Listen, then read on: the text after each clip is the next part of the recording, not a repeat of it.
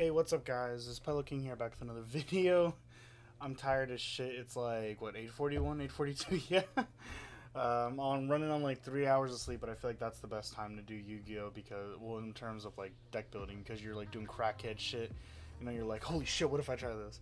So this was something that was requested, and I was really quick with this because I've been wanting to do this for a while, and I'm not too sure about.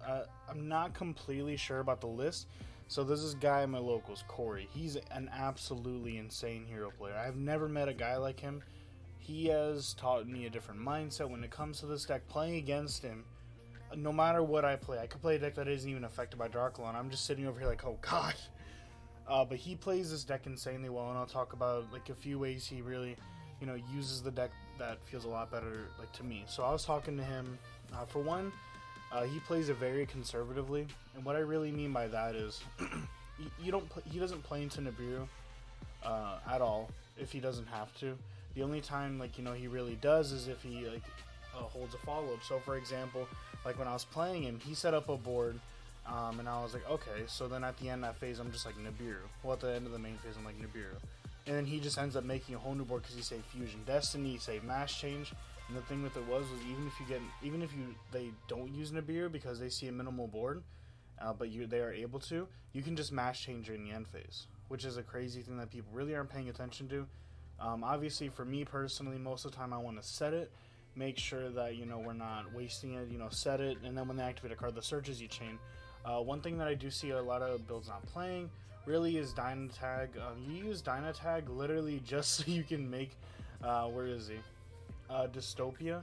Have an extra 1,000 attacks, so during your opponent's turn, he's actually a disruption now, which is something that's really crazy. After that, a big one that he utilizes that I don't see a lot of people doing, which I feel like is kind of stupid, is Draw Guy. People really should be utilizing this card a lot more. Even just activating Fusion Destiny and sending this, summoning this, summoning, where is he, the Dystopia, or even summoning the other guy that we play, which is this card.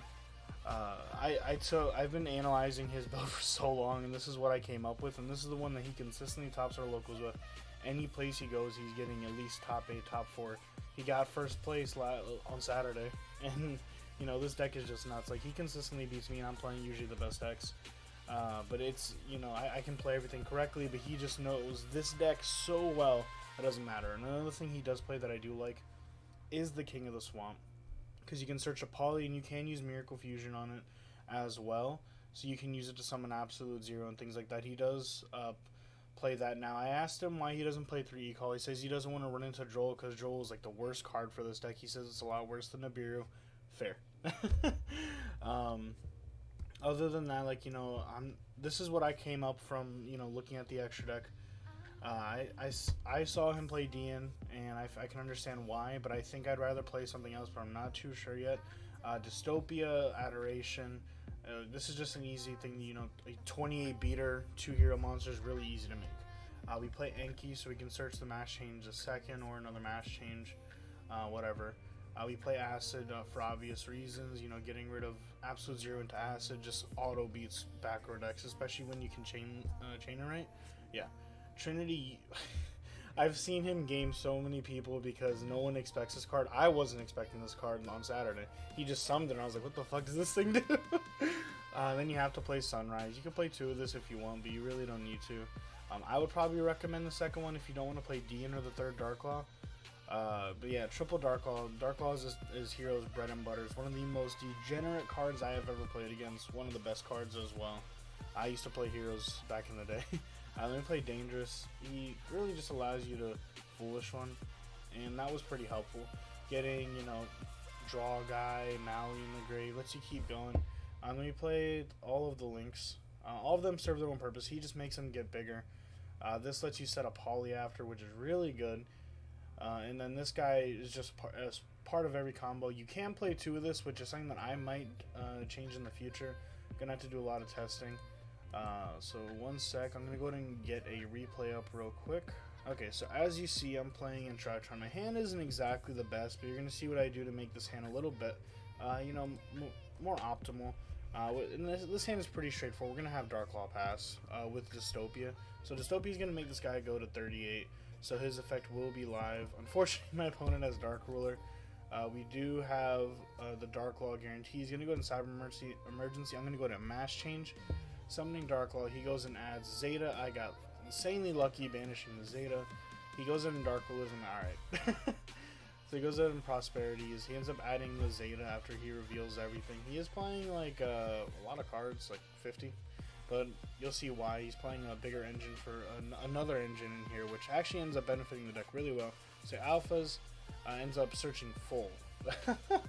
I end up belling the Zeta because I see that it's important, so he has to make stupid plays to go to his way to get the Ritual spell, so he heralds, and that's how he has to do it, but now he wasted that for that. I'm perfectly okay with that. He folds, tributing that. Ben 10 ends up coming back, tributing Ben 10, a Ritual summon from the deck. Then he goes, adds like a million cards, adds another full, adds an Edaton. Now he's going to go to Ritual Summon the Edaton, adding back actually a Ritual spell from his deck, so he plays 2 copies. He summons Beatrice, sending Gamma. I'm like, thank God. And then he ends up making Moon Beta right after this. Moo Beta right after this. Sending the big guy, summons the big guy. And he ends up attacking into that, and I honestly Neos just to protect the Dark Law, because that's like the most important card. It turns off this, so if he doesn't make a Zeus here, I'm perfectly fine. He sets out Cross Designator and passes. I draw Ash, and then this is what I was talking about earlier. So he also sets up Dark Law plays, which is really good. And so what I ended up doing is making him draw. So when this card is in the grave during the next standby phase after you're sent, you can special summon him, then you can make both players draw 2. So I ended up making us both draw 2, both draw 1, my bad, because I needed the draw as well. And then I ended up drawing Ferris, which is nuts. So I summoned Mally. He can't even use Beatrice because Dark Law is in the board, so I can just play freely. And all I really do is bring this back because that's all I needed to do. I didn't need to do much, but now you're going to see me go off a little bit more, creating a bit more of a board, if you will. So I go ahead and discard Shadow Mist, summon Ferris. Shadow Mist effect is going to end up searching me a card. I searched Liquid Soldier. Liquid Soldier lets you draw 2, discard 1 when you fusion summon. Phenomenal card. I use this to summon Vision. Vision Foolishes. I think I just sent another Ferris because I didn't really want to send anything else, and I would rather not top deck Ferris. So I go ahead and Poly, summoning him, searching Miracle Fusion, and drawing 2 and discarding 1. And I end up passing on this, and he ends up scooping.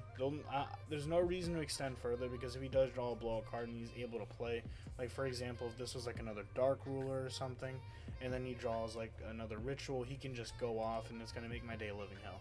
So I didn't want to extend further. Even then, though, I have Bell and Ash, so he wasn't playing. But, you don't want to, like, blow your load too quick with this deck. Unless if you know your opponent literally has nothing in their hand, I wouldn't recommend it. This is the list that I see works the best. You can play more E-calls if you want. But right now, the one E-call really, after testing, one was more than enough. But you can play 3 of it. Vion is the best hero. You're hearing it now. Stratos is great, but Vion is nuts. He's basically Stratos when it comes to searching, and he gets you a Poly. So he nets you 2 cards, because you always most of the time you're sending Shadow Mist, but you can also send Mally, you can send him, you can send Dynatech. There's a lot of things you can send. But yeah, that's the deck profile. If you guys have any questions about any technical plays, rulings, or you think I should make any changes, go and let me know in the comments section down below. As always, hit that like, subscribe, and yeah. Also, as a lot of people who know me, IRL, in my Discord, I did pre-order multiple cases of the Megatons. So if I can hit 1,000 subscribers before the Megatons releases, so just by the week that it comes out, I will be hosting a free tournament for one of those cases. Only requirements is you have to be subscribed to enter. But yeah, if you made it this far, thank you. I love you. Take it easy.